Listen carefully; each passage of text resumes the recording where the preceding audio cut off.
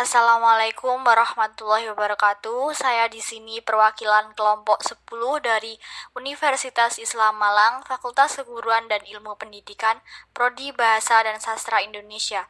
Saya akan menyampaikan hasil analisis rambu-rambu penyusunan materi pembelajaran Bahasa Indonesia dari buku paket Bahasa Indonesia kelas 7 revisi 2016 yang didampingi oleh dosen pengampu Ibu Murniati SPD. Di sini saya dari kelompok 10 yang beranggotakan Elisia Kurnia Damayanti, Puput Indah Wahyudi, dan Fauzi Satria.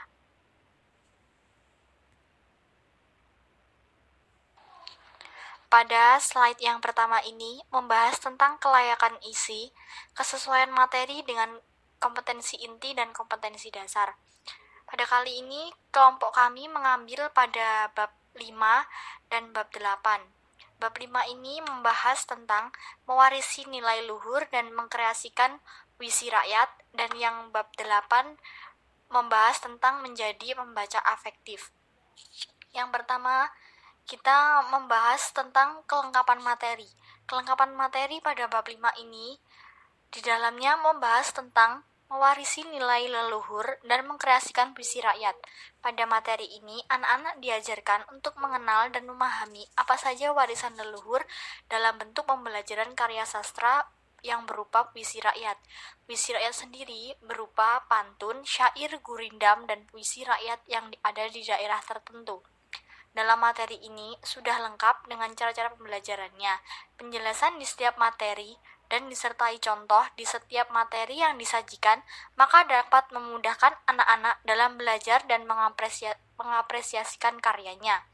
Lalu pada bab 8, kelengkapan materinya yaitu membahas tentang membaca dan menganalisis unsur pembangun buku non-fiksi, kemudian merangkum buku, menelaah unsur buku, dan cara membuat komentar. Mengamati contoh komentar terhadap buku fiksi dan non-fiksi.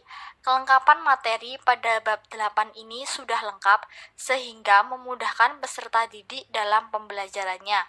Dan yang kedua yaitu membahas tentang keluasan materi. Keluasan materi pada bab 5 ini yaitu keluasan cakupan materi pada bab 5 sudah baik dan cukup banyak dalam pengembangannya. Dapat mencakup semua materi di dalamnya, memudahkan siswa dalam mengerti apa yang dimaksud dalam materi tersebut. Lalu pada materi yang ke-8, bab ke-8, keluasan materi di dalamnya cukup banyak dan sangat baik juga dalam pengembangan materi yang diambil, memudahkan peserta didik dalam pembelajaran dan membuat mereka mengerti dalam materi yang dipelajarinya. Yang ketiga yaitu tentang kedalaman materi. Kedalaman materi pada bab 5 ini, materi pembelajaran yang disampaikan sangat baik dan dijelaskan secara konkret dari pembelajaran puisi rakyat, maka bisa memudahkan siswa untuk mengerti. Lalu pada bab 8 sendiri, kedalaman materinya sangat mendalami sekali. Jadi membuat peserta didik sangat paham akan materi-materi yang dipelajari karena sangat mendetail dalam penjelasannya.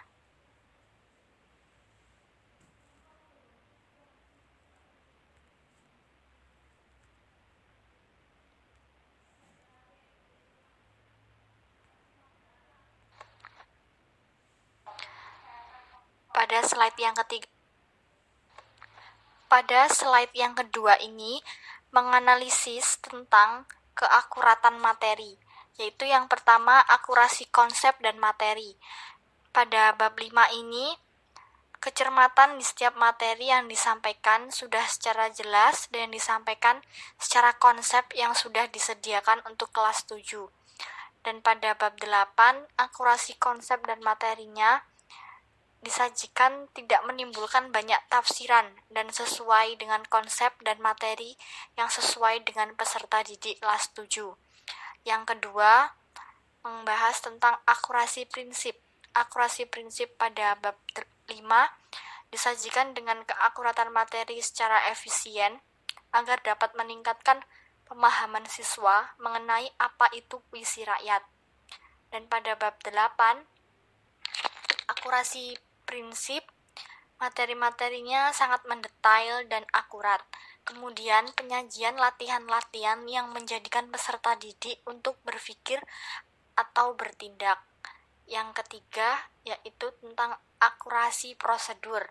Akurasi prosedur pada bab 5, prosedur yang dibuat dalam materi ini sudah cukup jelas dan runtut, memiliki tujuan yang jelas untuk menghasilkan kepahaman pada peserta didik akan karya-karya sastra zaman dahulu. Dan pada yang bab ke-8, akurasi prosedur yang diterapkan sudah sangat jelas, yang diharapkan dapat menghasilkan suatu tujuan yang diinginkan, seperti peserta didik yang mengerti dan paham atas materi yang dipaparkan di dalam buku tersebut. Dan yang keempat, tentang akurasi contoh, fakta, dan ilustrasi pada bab 5. Pada materi ini, tidak semuanya contoh karya sastra puisinya tertera pada buku tersebut, hanya sebagian saja. Tetapi penyajian materi dibuat lebih efisien, mempermudahkan siswa dalam memahami materi. Dan pada bab 8, akurasi contoh, fakta, dan ilustrasi dibuat keakuratan contoh yang dipaparkan pada buku sudah sangat jelas, sesuai dengan fakta yang ada dengan disertai ilustrasi-ilustrasi di dalamnya. Dan yang kelima, tentang akurasi soal. Akurasi soal pada bab 5, latihan-latihan soal yang diberikan melatih siswa untuk mengembangkan pemikirannya tentang pemahaman akan karya sastra dari puisi rakyat tersebut. Dan yang ke-8, bab 8, akurasi soal yang diberikan sangat memudahkan untuk menambah dan mengembangkan kemampuan peserta didik. Jadi sangat akurat sekali. Hal ini untuk melatih peserta didik sudah sejauh mana pemahaman yang diperoleh dan dapat membantu menguatkan pemahaman konsep yang ada di dalam materi.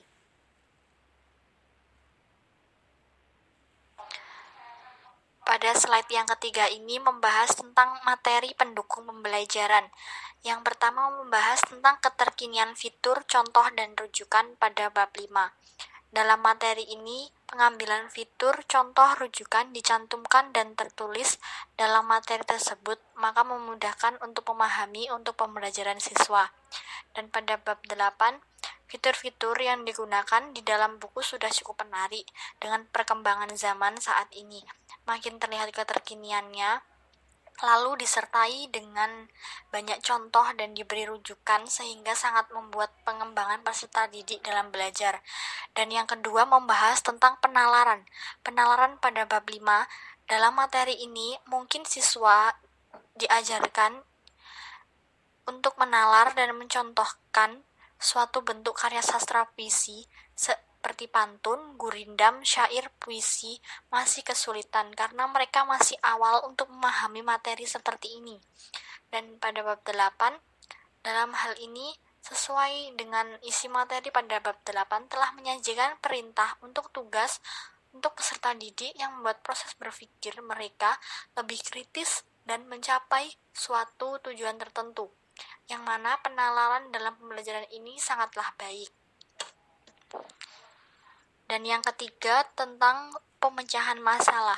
Pemecahan masalah pada bab 5, mungkin pemecahan masalah sudah ada seperti adanya contoh-contoh di setiap materi memudahkan siswa untuk mempelajarinya. Dan yang pada bab 8, di dalam bab ini banyak sekali pemecahan masalah yang ditemukan sehingga dapat menambah pemahaman peserta didik dan mengolah cara berpikir mereka lebih kritis. Dan yang ketiga tentang komunikasi. Komunikasi pada bab 5 ini, materi dengan komunikasi yang dibuat pada materi ini mungkin siswa sedikit bosan karena menjelaskan tentang karya sastra zaman dahulu yang dianggap remeh pada usianya yang awal untuk mempelajari sejarah. Dan pada bab 8, komunikasi sendiri, cara berkomunikasinya terdapat pada penggunaan kalimat-kalimatnya yang seolah-olah sedang berbicara dengan pembacanya, sehingga membuat peserta didik nyaman dan menikmati dalam pembelajaran materi tersebut. Dan yang kelima, tentang penerapan. Dalam materi ini, puisi rakyat disebutkan macam-macamnya disertai penjelasan agar memudahkan siswa untuk membedakan dari puisi rakyat. Jika sudah mengerti apa maksud dari materi, siswa dapat mengapresiasikan karyanya sendiri. Dan pada bab 8, penerapan pada materi-materinya sudah baik dan mudah dipahami oleh peserta didik. Yang keenam yaitu tentang kemenarikan materi. Materi pada bab 5 ini sudah cukup menarik, tetapi masih sedikit sulit dipahami untuk siswa yang masih awal. Dan pada bab 8 ini, materi-materi sangat menarik, apalagi untuk peserta didik kelas 7. Mereka sangat menikmati dan penuh rasa ingin tahu yang tinggi, membuat peserta didik menambah wawasannya yang lebih. Dan yang ketujuh, tentang mendorong untuk mencari informasi lebih jauh. Pada bab 5 ini, materi siswa diajarkan untuk mencari informasi lebih banyak mengenai contoh-contoh lain dari puisi rakyat. Dengan mengetahui informasi lebih banyak, siswa akan paham akan materi dan dapat ikut melestarikan karya-karya di dalamnya. Dan pada bab 8 ini, penjelasan materi-materi pada bab 8 ini tentu sangat mendorong peserta didik untuk mencari informasi lebih jauh supaya ilmu yang mereka dapatkan semakin bertambah dan semakin luas pula wawasan yang mereka dapatkan.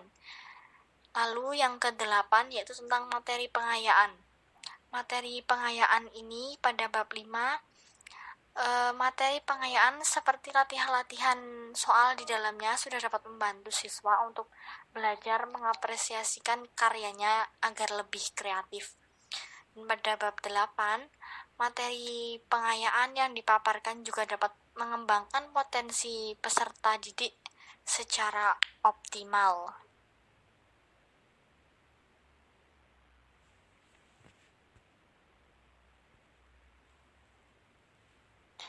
Pada slide yang kelima ini membahas tentang kelayakan bahasa, kesesuaian dengan perkembangan peserta didik. Butir yang pertama, kesesuaian dengan tingkat perkembangan berpikir peserta didik. Pada bab 5, kesesuaian materi di dalamnya jelas dan banyak pengertian juga contoh. Tapi jika untuk siswa yang masih awal mengenal materi ini, masih susah untuk memahami karena menggunakan bahasa yang mudah kesukar. Penyajian contoh dalam puisi rakyat menggunakan bahasa yang konkret dan abstrak. Jika materi di bagian sebelumnya dapat membantu pola perkembangan berpikir siswa untuk kedepannya. Dan pada bab 8, penggunaan kata dan kalimat dalam materi-materi yang ada sesuai dengan tingkat berpikir peserta didik untuk kelas 7. Bahasa yang digunakan baik untuk menjelaskan konsep maupun ilustrasi aplikasi konsep, menggambarkan contoh konkret yang dapat dijumpai oleh peserta didik, sampai dengan contoh abstrak yang secara imajinatif dapat dibayangkan peserta didik. Dan butir yang kedua, kesesuaian dengan tingkat perkembangan sosial emosional peserta didik. Pada bab 5 ini, materi yang disajikan sudah sesuai dengan kompetensi inti dan kompetensi dasar. Tidak ada sedikit pun yang melenceng membahas keluar topik dari materi dalamnya. Siswa akan mudah untuk mempelajari materi secara runtut. Bahasa yang digunakan pun sesuai dengan proses kematangan emosi siswa dengan ilustrasi yang menggambarkan konsep-konsep dari lingkungan terdekat sampai dengan lingkungan internasional. Dan pada bab 8, penyajian materi-materi yang ada sudah sesuai dengan perkembangannya. Bahasa yang digunakan sesuai dengan kematangan emosi peserta didik dengan ilustrasi yang menggambarkan konsep-konsep dari lingkungan terdekat sampai dengan lingkungan internasional.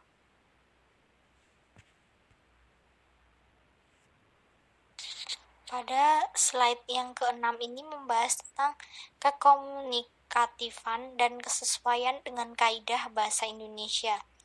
Pada butir yang ketiga, keterpahaman pesan pada bab 5, materi berupa penjelasan dan juga contoh isi pesan atau informasi yang disampaikan masih tetap menggunakan tata kalimat bahasa Indonesia. Dan pada bab 8, penggunaan kata dan kalimat yang sesuai dengan tingkat kemampuan peserta didik kelas 7 menjadikan mereka mengerti dan paham betul materi-materi tersebut, sehingga peserta mendapat pesan apa saja yang terkandung di dalamnya. Pesan dapat berbentuk materi ajar, disajikan dengan bahasa yang menarik dan lazim dalam komunikasi tulis bahasa Indonesia. Yang kedua, butir keempat, ketetapan tata bahasa dan ejaan pada bab 5.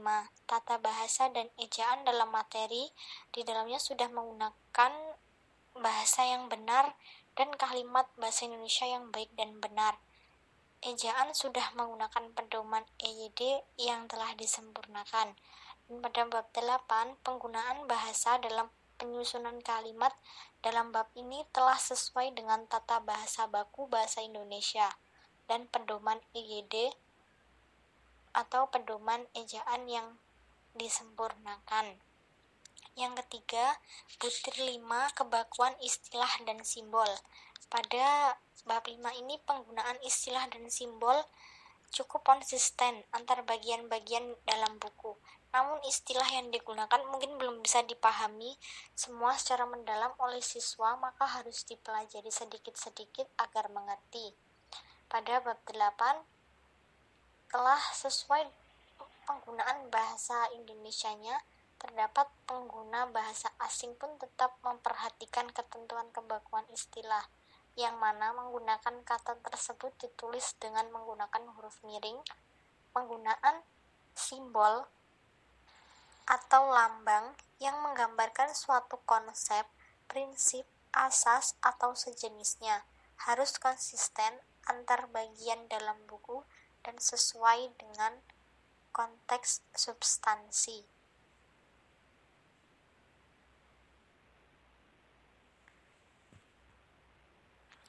Pada slide ke-7 ini membahas tentang kesatuan gagasan.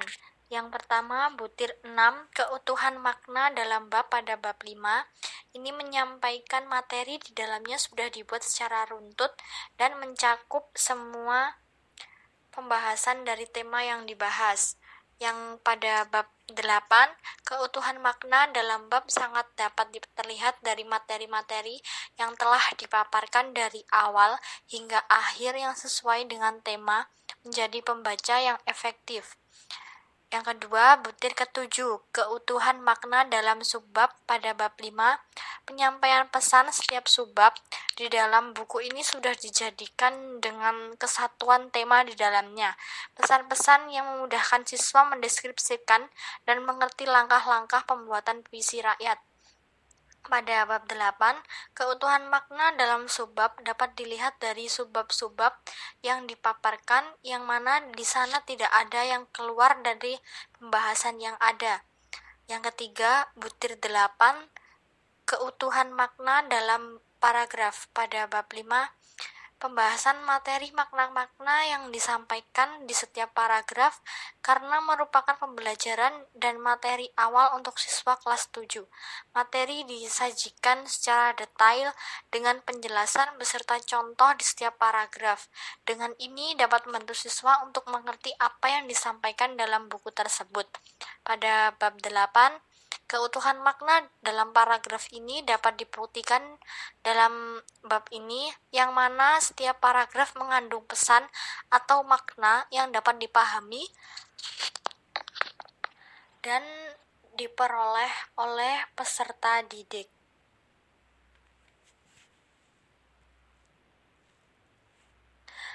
Pada slide 8 ini membahas tentang kepaduan gagasan. Yang pertama, butir 9 kebertautan antar bab dalam satu buku. Pada bab 5, materi yang disampaikan antar bab 1 dengan bab lainnya yang runtut dalam pembahasannya dan masih ada keterkaitan isi dengan bab lain di dalam buku tersebut. Pada bab 8, antar satu bab dengan bab lain dalam satu buku ini mencerminkan keruntutan dan keterkaitan isi di dalamnya, saling berkesinambungan, mulai dari bab pertama belajar mendeskripsikan hingga bab yang terakhir, yaitu membaca menjadi pembaca efektif. Yang kedua, butir 10 kebertautan antar subbab dalam satu bab. Pada bab 5, ini di setiap subbab di dalamnya telah mencakup semua materi yang dibahas dalam pembahasan setiap subbab yang telah menjelaskan dari tema subbab tersebut. Pada bab 8, antar subbab-subbab dalam bab 8 ini saling berkesinambungan sehingga menjadi kesatuan yang utuh dan menjadikan peserta didik yang mempelajarinya sangat menikmati proses demi prosesnya dalam pembelajaran. Yang ketiga, butir 11 kebertautan antar paragraf dalam subbab. Paragraf yang runtut yang di dalamnya menjelaskan keterkaitan isi di setiap tema pada subbab di dalamnya. Yang pada bab 8, pemaparan antara paragraf demi paragraf dalam subbab mencerminkan keruntutan dan keterkaitan isi materi-materi yang disampaikan. Yang keempat, butir 12 kebertautan antar kalimat dalam satu paragraf. Di setiap kalimat dijadikan suatu paragraf yang menjadi paragraf yang padu dan disatukan dengan ide pokok yang terkandung dalam suatu paragraf pada bab 5. Lalu pada bab 8, antar kalimat-kalimat yang menjadi sebuah paragraf menjadi sebuah kesatuan yang utuh dan membuat sebuah ide pokok yang terkandung di dalamnya.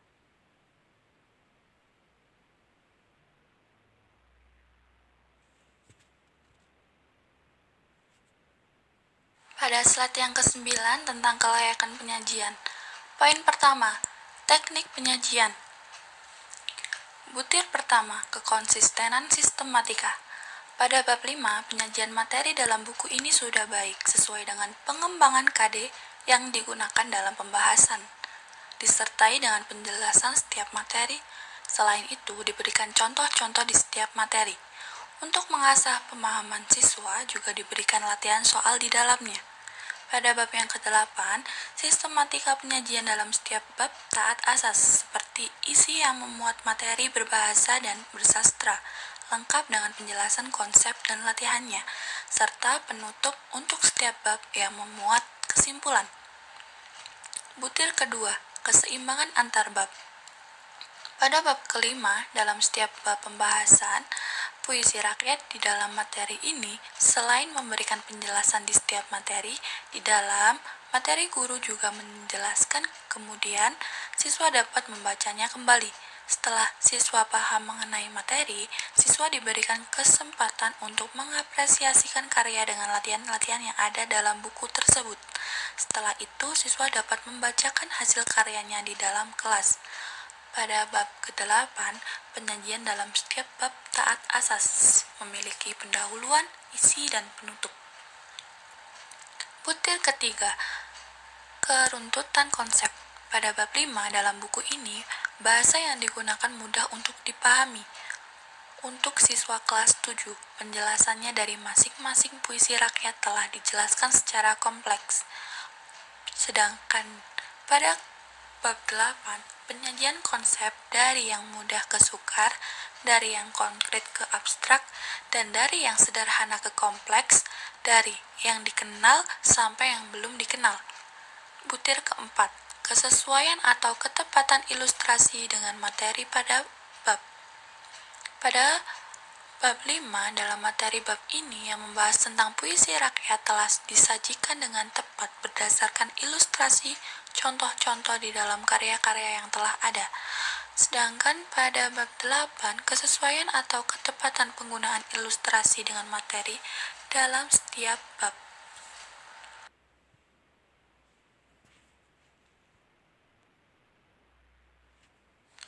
Pada slide yang ke-10, poin kedua tentang penyajian pembelajaran. Butir 5 berpusat pada peserta didik.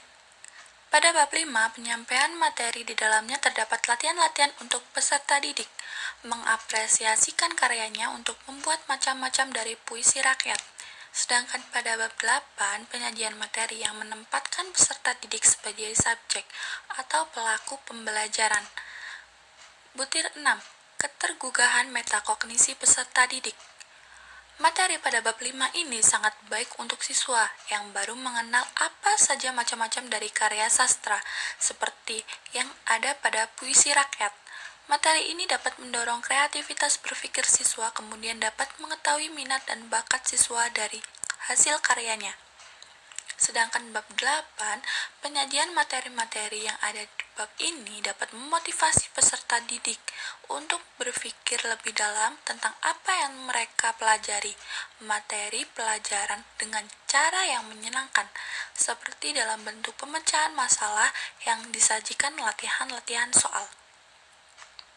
Butir 7, ketergugahan peserta didik untuk berpikir kritis, kreatif, inovatif, termasuk melalui metode inquiry atau eksperimen.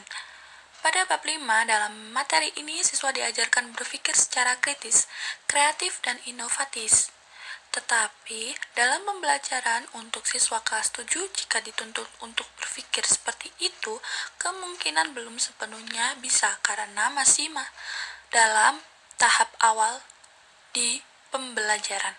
Pada bab 8, penyajian materi berbahasa dan bersastra, dalam bab ini dapat menggugah peserta didik untuk berpikir lebih kritis, kreatif, dan inovatif, serta analisis kasus dan latihan soal.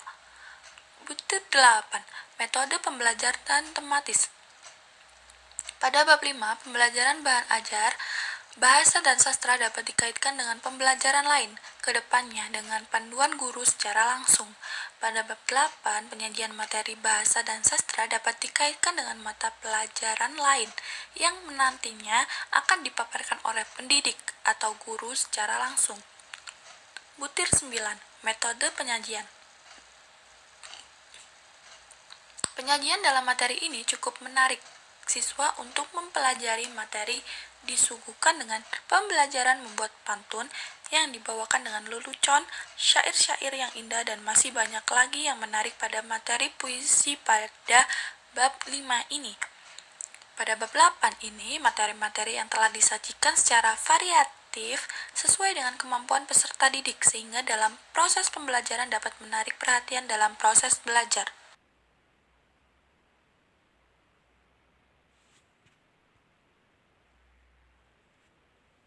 Pada slide ke-11, poin ketiga tentang kelengkapan penyajian. Butir 10, pengantar. Inti pengantar di buku paket SMP atau MTS kelas 7 ini berisi ucapan terima kasih dan ditambah dengan tujuan penulisan, sistematika buku, kelebihan buku, cara bekerja yang dianjurkan, dan hal lain yang dianggap penting diinformasikan kepada peserta didik atau pemakai baik oleh penulis maupun oleh penerbit tersebut. Butir 11, pendahuluan bab. Di awal bab yang dicantumkan langsung tujuan materi yang sesuai bab masing-masing yang sudah dicantumkan pada daftar isi. Butir 12, daftar isi. Daftar isi pada buku ini sudah memuat judul-judul bab, subbab termasuk pengantar, daftar isi, daftar pustaka, daftar indeks, dan lampiran. Butir ke-13, uraian isi bab atau unit. Berisi topik yang sudah tersedia di daftar isi buku ini. Butir 14, glosarium. Glosarium di buku ini mengandung istilah-istilah penting Dalam teks dengan penjelasan arti istilah tersebut ditulis alfabetis, akan tetapi tidak disertai dengan nomor-nomor halaman tempat istilah itu terdapat dalam teks yang telah ada pada lampiran buku. Butir 15, daftar pustaka. Semua rujukan yang digunakan tercantum dalam daftar pustaka secara konsisten. Daftar pustaka diletakkan di bagian penutup buku dan disusun secara alfabetis, serta mengikuti tata cara penulisan daftar pustaka yang lazim. Butir 16, daftar indeks subjek dan orang. Indeks pengarang yang terdapat pada daftar pengarang yang karyanya digunakan dalam materi diikuti oleh nomor halaman kemunculan dalam buku diletakkan di bagian penutup buku dan disusun secara alfabetis. Butir 17, identitas tabel dan gambar. Di setiap tabel, gambar, dan lampiran diberi nomor, nama atau judul. Teks, tabel, gambar, dan lampiran yang diambil dari sumber lain telah disertai dengan rujukan. Judul tabel terletak di atas tabel terkait.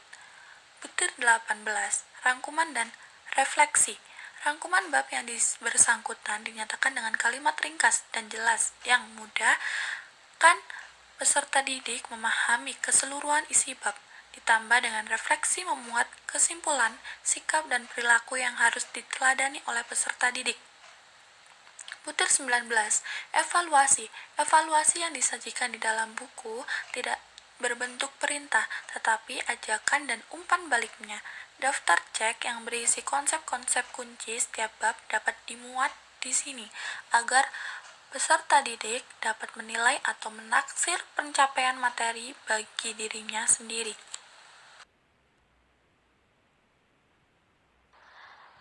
Pada slide ke-12 ini membahas tentang kelayakan kegrafikan pada buku. Yang pertama, desain sampul buku. Poin pertama yaitu tata letak atau layout sampul. Yang pertama, tampilan tata letak layout pada sampul depan, punggung, dan belakang serasi memiliki kesatuan. Yang kedua, komposisi unsur tata letak memiliki tata letak yang sesuai di buku. Yang ketiga, sampul buku mempunyai kejelasan. Yang poin kedua, tipologi sampul. Yang pertama, ukuran judul buku lebih dominan. Yang kedua, warna judul dan latar belakang serasi. Yang ketiga, jenis huruf judul buku sesuai dengan isi buku. Yang keempat, tidak memiliki huruf lebih dari satu atau diulang. Yang poin ketiga, ilustrasi sampul. Yang pertama, ilustrasi mampu menggambarkan, merefleksi isi materi buku. Yang kedua, bentuk ilustrasi menarik dengan menampilkan objek yang konkret atau jelas, bukan abstrak sehingga mudah dipahami. Yang ketiga, ilustrasi gambar selaras dengan ukuran tulisan. Poin keempat, detail dan komposisi warna sampul.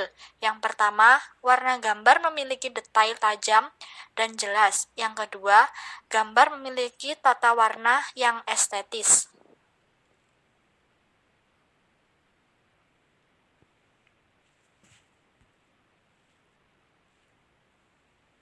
Pada slide ke-13 ini menganalisis tentang desain buku pada buku Bahasa Indonesia kelas 7 revisi 2016. Poin yang pertama, tata letak isi buku. Yang pertama, tata isi buku konsisten pada bagian depan, isi, dan belakang. Yang kedua, bidang cetak dan margin proporsional dengan buku. Yang ketiga, margin antara dua halaman secara proporsional. Yang keempat, tata letak lengkap memiliki judul bab, subbab, angka halaman. Poin yang kedua, tipografi isi buku. Yang pertama, jenis font yang digunakan sederhana. Yang kedua, jenis harus sesuai dengan tingkat karakter materi usia. Yang ketiga, jenjang hierarki jelas. Poin yang ketiga, ilustrasi isi buku. Yang pertama, keseluruhan ilustrasi serasi, menarik, dan kreatif. Yang kedua, garis raster tegas dan jelas. Poin yang keempat, variasi huruf. Variasi huruf tidak lebih dari 2 jenis huruf dengan efek huruf yang tidak berlebihan. Poin yang kelima, susunan teks. Yang pertama, pembuatan paragraf atau susunan teks dengan pengukuran normal, leading, learning, dan tracking dengan susunan hierarki yang proporsional. Yang kedua, tidak ada orpan, widow, block, atau pemenggalan kata pada akhir baris tidak lebih dari 3 baris berturut-turut.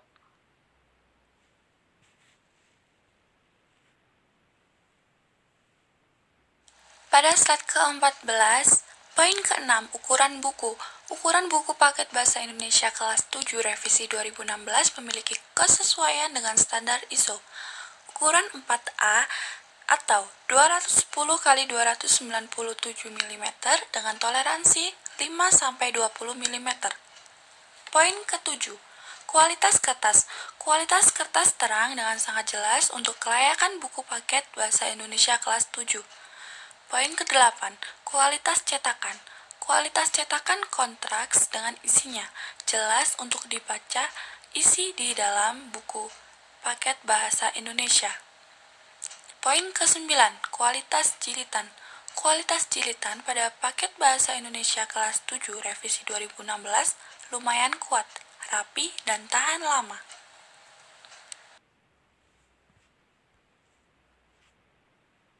Nah, jadi perbedaan antara bab 5 dan bab 8 pada buku paket bahasa Indonesia kelas 7 revisi 2016 yaitu pembelajaran materi-materi pada bab 5 seharusnya belum pada tempatnya untuk disampaikan kepada peserta didik, terutama kelas 7, karena dengan pembahasan seperti itu menurut kami sebaiknya pembelajaran tersebut dimulai pada kelas 9.